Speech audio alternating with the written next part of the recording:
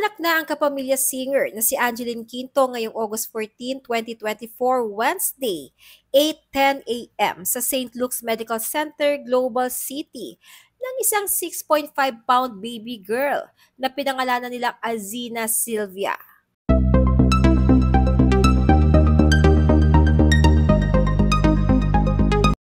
Ang masayang balitang ito ay in-announce ni Angeline sa pamamagitan ng IG stories, kung saan ipinakita niya ang first social media shared family photo nilang apat. Caption ni Angeline, "We're officially a family of 4." Makikita sa litrato na habang buhat ni Angeline ang bagong panganak na si Baby Sylvia, ay hinahalikan naman ito ng kuya niyang si Silvio, habang inaalalayan ng ama nilang si Nanrev. Samantala, sa sariling Instagram account naman ni Kuya Silvio, ay ipinost rin ang mga larawan nilang buong pamilya kasama si Baby Sylvia. Caption ni Silvio, "I finally met you, Baby Azina Sylvia." Patatandaang ang panganay ni na Angeline at Nonrev na si Silvio ay isinilang noong April 2022.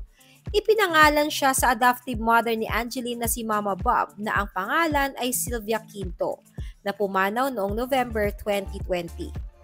Patatandaan nitong buwan ng May nang i-announce ni Angeline sa publiko na magkakaanak silang muli ng kanyang mister.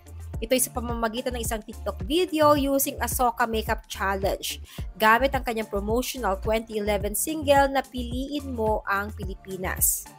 Tulad ni Silvio, ipinangalan din si Baby Sylvia sa yumaong adoptive mother ni Angeline. Sina Angeline at Nonrev ay ikinasal sa National Shrine of Jesus Nazareno na mas kilala bilang Quiapo Church noong April 25, 2024 na dinaluhan ng maraming sikat na artista at mga celebrities. Sa mga nakarang interviews ay kinumpirma ni Angeline na ang kanyang mister ay may 2 anak mula sa nakaraang karelasyon nito.